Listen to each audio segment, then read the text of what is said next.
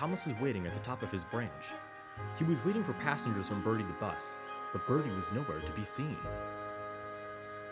"Where is that bus?" grumbled Thomas. "My passengers are being delayed."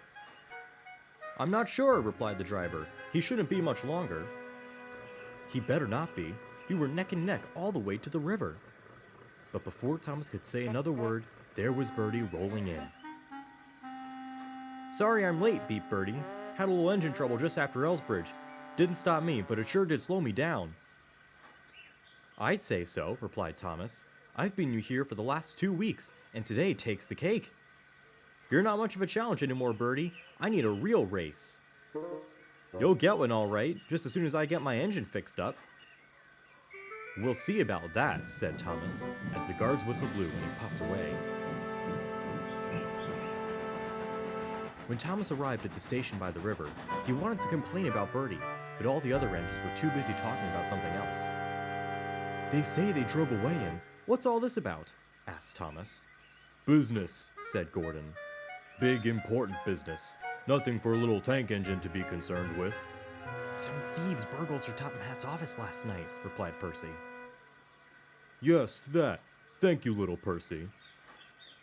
"They got away with his safe and other important railway papers, and as I was saying," James continued, "they had the cheek to pinch his car to get away in. Nasty things, I'll tell you that much." Thomas was worried. He knew how much Sir Topham Hatt loved his old blue car, but he was worried he'd be in a foul mood about him being late. But later that day, as Thomas was getting ready to make his next run, Sir Topham Hatt couldn't care at all. He paced the platform up and down as he spoke more to police. "I wouldn't worry about him today, Thomas," said his driver. "He's got too much on his mind." Later that day, out near the branch line, Birdie the bus was making good time as usual. He was hoping to see Thomas. "I'll get him today, I'll get him today," Birdie panted. "No, you won't," said Thomas as he raced past, quickly leaving Birdie behind. Suddenly, a blue blur flashed by Birdie, almost running him off the road. As it passed by Thomas, he thought it looked familiar. He tried to go faster to get a closer look. "Steady, Thomas," called the driver. "There's plenty of time, and I don't think you have to worry too much about Birdie." "Never mind Birdie," said Thomas. "That looks like Sir Topham Hatt's car to me." "Nonsense, they wouldn't be driving around the main roads in daylight." "They'd have to be smart enough for that," said his fireman, "and thieves really are. I think Thomas is right."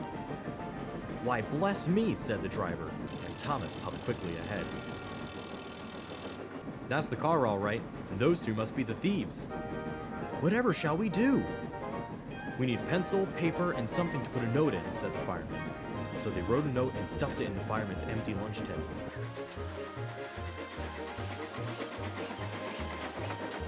When they approached the next station, Thomas whistled frantically, and they tossed the lunch tin at the signal box. "Help! Police!" whistled Thomas. "That'll do," said the driver. "It's up to us now."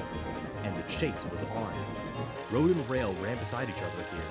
The thieves saw Thomas following them and tried to go faster, but Thomas wasn't having it. "Stop! Stop!" he shouted, but they had no intention of doing that. "There!" shouted the driver. Just about a mile ahead was a level crossing, and there was nowhere for the thieves to go.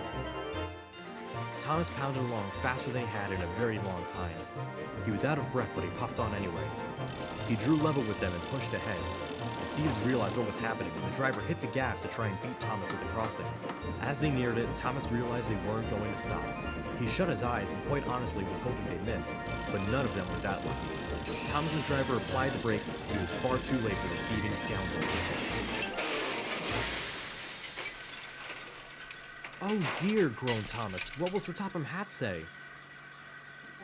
"I think he'd be grateful," said a voice. It was Sir Topham Hatt himself. "And as for you two, I wouldn't do that if I were you. Stop there and take a seat immediately." "You know something, Birdie?" panted Thomas. "What's that?" "I think I've had enough of challenging races." "That sure was a heck of a good one, wasn't it?" chortled Birdie. "I'd say so as well," remarked Sir Topham Hatt. "Thomas, you've managed to save some very important documents, and many family heirlooms that were in my safe." "But what about your car, sir?" "That," he replied, "I can replace." After the wrecked car had been hauled away, Thomas continued on and reached the station. Sir Topham Hatt, who traveled the rest of the journey with the train, explained everything to the passengers, and they all had 3 cheers for Thomas.